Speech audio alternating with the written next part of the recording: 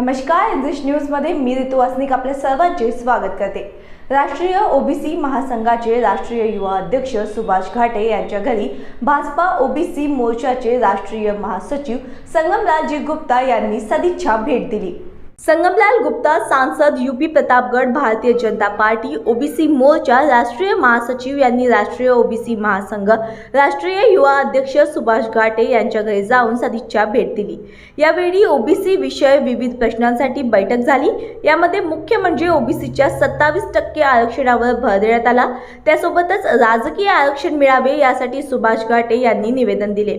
व त्यावर पंतप्रधान सोबत बोलू व आम्ही या प्रश्नाला सोडवू असा संगमलाल गुप्ता यांनी म्हटले। देखिए, ओबीसी समाज को पूरे देश में, चाहे महाराष्ट्र हो, चाहे उत्तर प्रदेश हो, चाहे बिहार हो, चाहे गुजरात हो, आज़ादी के 70 साल के बाद इस देश में कांग्रेस ने राज किया और कभी ओबीसी समाज को पूछा नहीं। मगर हमारे देश के प्रधानमंत्री ने 2014 के बाद, जब से उन्होंने इस देश की बागडोर संभाला, ओबीसी समाज को सम्मान, और जहाँ भी हमारी सरकारें बनी हैं, चाहे उत्तर प्रदेश का ले लीजिए, चाहे केंद्र की सरकार, तो समाज के हर तबके को, जैसे एक गुलदस्ते में हर तरह का फूल होता है और तब जाके वो गुलदस्ता की सुंदरता बढ़ती है, उसी तरीके से भारतीय जनता पार्टी हर समाज के लोगों को एक गुलदस्ते में हर तरह के फूल को सजाती है और तब जाके भारतीय जनता पार्टी हर प्रदेश में सरकार बनाती है। तो हर समाज को लेके चलने का काम भारतीय जनता पार्टी है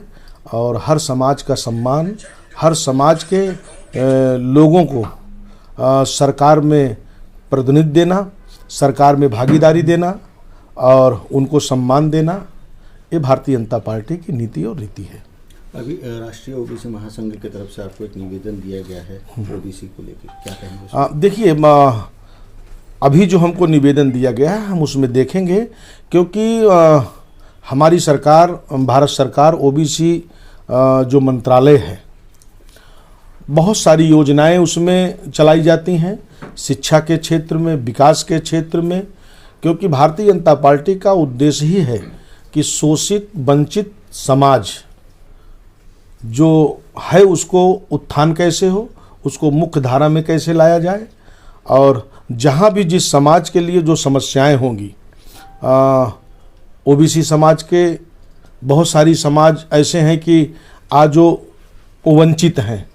उनको जोड़कर भारतीय जनता पार्टी इसी के लिए ओबीसी मोर्चा, क्योंकि मोदी जी के आने के बाद ही ओबीसी मोर्चा 2015 में गठन हुआ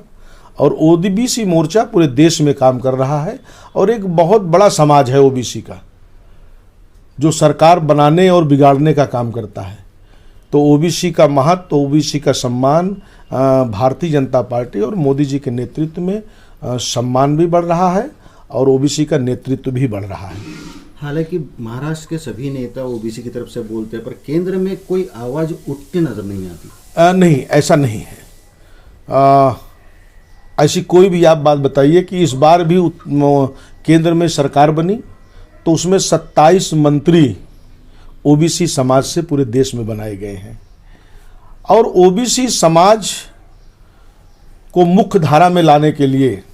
निरंतर माननीय मोदी जी योजनाएं चलाते हैं और हम लोगों की बैठकें भी जब होती है तो ज़्यादा से ज़्यादा उनका जोर यही होता है कि ओबीसी समाज के जो छोटे छोटे स्मॉल जातियां हैं, माइक्रो ओबीसी हैं, उनको कैसे जोड़ा जाए, उनको पार्टी के साथ कैसे लाया जाए, निरंतर इस पर विचार होता है। और महाराष्ट्र प्रदेश माइक्रो ओबीसी को जोड़ने के लिए एक बड़ा अभियान चलाने जा रहा है और हमें पूर्ण विश्वास है कि इस बार जब महाराष्ट्र में चुनाव होगा तो उसमें ओबीसी समाज की बहुत अहम भूमिका होगी और ओबीसी समाज के बदौलत महाराष्ट्र में पुनः पूर्ण बहुमत की सरकार भारतीय जनता पार्टी बनाएगी। पर क्या लगता है आपको 27% ओबीसी को आरक्षण मिलेगा राजकीय? देखिए, ओबीसी का जो आरक्षण है उस पे बहुत बड़े पैमाने पे मंथन शुरू है कि ओबीसी को ज़्यादा से ज़्यादा कैसे मिले इसके लिए केंद्रीय नेतृत्व कई बार बैठकें हो चुकी हैं, तो उसमें हम ज़्यादा आपको अभी कुछ नहीं बता सकते हैं, मगर हमें ये विश्वास है कि जिस तरीके से पूरे देश में आवाज़ उठी नीट के परीक्षा में 27% विद्यार्थियों को दिया गया, उसका लाभ क्योंकि हम ही लोगों ने ओबीसी समाज के जितने भी सांसद थे, जैसे ही हम लोग माननीय प्रधानमंत्री जी के पास ये निवेदन लेके गए और ठीक उसी के 2 घंटा बाद उन्होंने जारी कर दिया, तो उसी तरीके से इस पे भी माननीय प्रधानमंत्री जी काम कर रहे हैं और भारतीय जनता पार्टी निरंतर ओबीसी समाज के साथ है।